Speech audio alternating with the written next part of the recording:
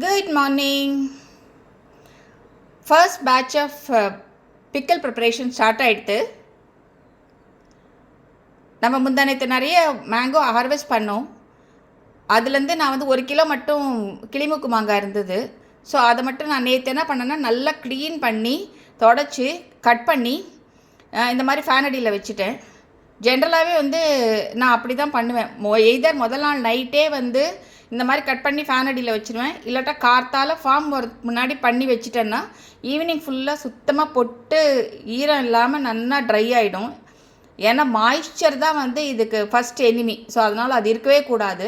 அதனால் அதை க்ளீன் பண்ணி வச்சுட்டோம்னா அதுக்கப்புறம் நம்ம ஒரு 6 to 8 ஹவர்ஸ் கழித்து நம்ம போட்டோம்னா நல்லா வந்துடும். நான் வந்து எப்போவுமே கிளிமூக்கு மாங்காய் தான் யூஸ் பண்ணுறேன். ஏன்னா நம்ம ஃபார்மில் அதுதான் இருக்குது, அதனால் அதுதான் யூஸ் பண்ணுறேன். இது வரைக்கும் வந்து பார்த்திங்கன்னா அதில் ஒரு ஃபால்ட் கூட வந்ததே கிடையாது. என்னோடய மாங்காய் வந்து ஒரு 1.5 இயர்ஸ்லாம் இருந்திருக்கு. ப்ரீவியஸ் பேட்ச் போடச்சேன். லாஸ்ட் பேட்ச் என்னமோ 2 மாதத்துலேயே காலி ஆகிடுது. ஸோ இந்த வாட்டி கொஞ்சம் பெரிய பேட்ச் போடணும்னு நினச்சின்னு இருக்கேன். ஸோ இது 1 kg இருக்கிறதுனால இதை இப்போ எடுத்துகிட்டேன். நான் இப்போ நேற்று கட் பண்ணி காஞ்சி இப்போ நல்லா எடுத்து ஸோ அதுக்கு வேண்டிய பொருள் இல்லாமல் பொடிச்சு வச்சுருக்கேன். இது வந்து வெந்தயம் பொடிச்சு வச்சுருக்கேன். இது கொஞ்சம் 1-2 பொடிச்சா போகிறோம். இன்ஃபேக்ட் முழுசாக கூட போடலாம். பட் சில பேருக்கு அது வாயில் மாட்டச்சே பிடிக்காது, அதனால் அந்த கசப்புக்காக. அதேமாதிரி இதுக்கு தேவையான கடுகு வந்து கொஞ்சம் கோர்ஸாக பவுடர் பண்ணி வச்சுருக்கேன். ரொம்ப பவுடராக பண்ணோம்னா கொஞ்சம் கசக்கும். செகண்ட் அந்த பெரிய கடுகு இருக்கும், அது வாங்கி இது கோர்ஸாக பண்ணச்சு அது நல்ல டேஸ்ட்டு கிடைக்கும் உங்களுக்கு. இது கொஞ்சம் மஞ்சப்பொடி எடுத்து வச்சுருக்கேன். தேவையான அளவுக்கு மிளகாப்பொடி எடுத்து வச்சுருக்கேன். இது வந்து கல்லுப்பு எடுத்து பொடிச்சு வச்சுருக்கேன். இது வந்து கொஞ்ச நேரம் 1 hour வெயிலில் வச்சுருந்தேன். வெயிலில் வச்சுட்டு அப்படியே மிக்சியில் பொடிச்சு வச்சுருக்கேன்.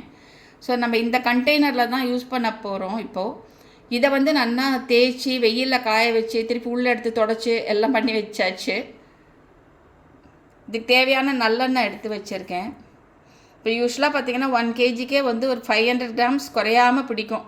ஏன்னா எண்ணெய் வந்து நல்லா நிற்கணும் மேலே, அது வந்து ரொம்ப இம்பார்ட்டண்ட். அதனால் எடுத்து வச்சுருக்கேன். அப்படி வேணும் அப்படின்னா அதுக்கப்புறம் கூட நம்ம மேலே கொட்டிக்கலாம், இன்கேஸ் கம்மியாக இருந்ததுன்னா. இப்போ நம்ம இதெல்லாம் ஒன்று ஒன்றா போட்டு கலந்துடலாம்.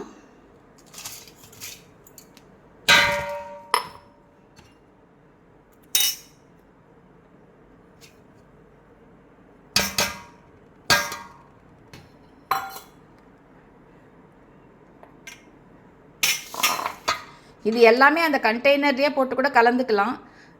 ஆனால் இது வந்து கலக்கிறதுக்கு வசதியாக இருக்கும். ஜென்ரலாகவே நான் வந்து ஒரு பாத்திரத்தில் எடுத்து வச்சு கலந்துட்டு அதுக்கப்புறம் அதில் போட்டுருவேன்.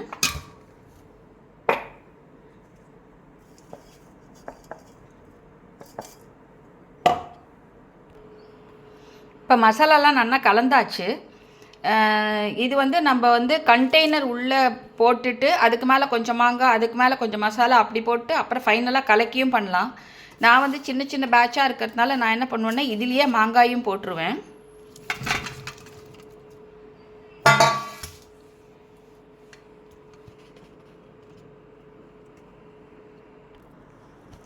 இப்போ நல்லா மாங்காவோட மசாலாலாம் ஒட்டுற மாதிரி மிக்ஸ் பண்ணி விட்டாச்சு. இப்போ நான் சின்ன பேட்சாக இருக்கிறதுனால மேக்ஸிமம் 3 கிலோ அப்படிங்கிறதுனால அதுக்கேற்ற மாதிரி பாத்திரமும் வச்சுட்டுருக்கேன், ஒரு நீல மரக்கரண்டி வச்சுட்டுருக்கேன், அதில் பண்ணிவிடுவேன். 1 kgன்றதுனால இந்த ஸ்பூன்லேயே நான் பண்ணிட்டேன்.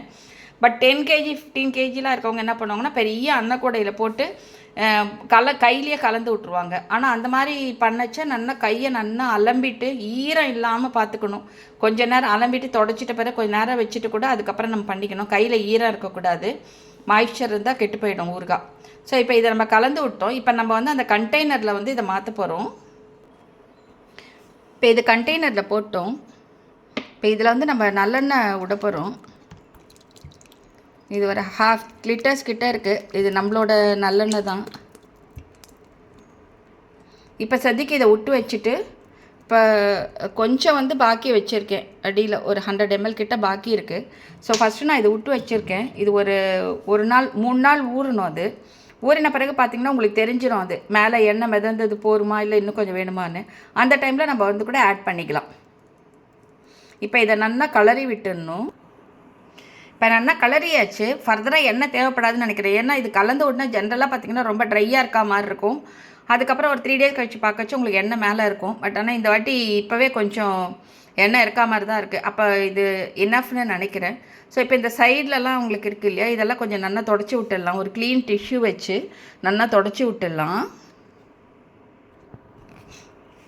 அவ்வளோதான், நல்லா தொடச்சாச்சு. இப்போ மூடி வச்சுட்டு ஒரு 3 டேஸ் கழித்து திறந்தால் போகிறோம்.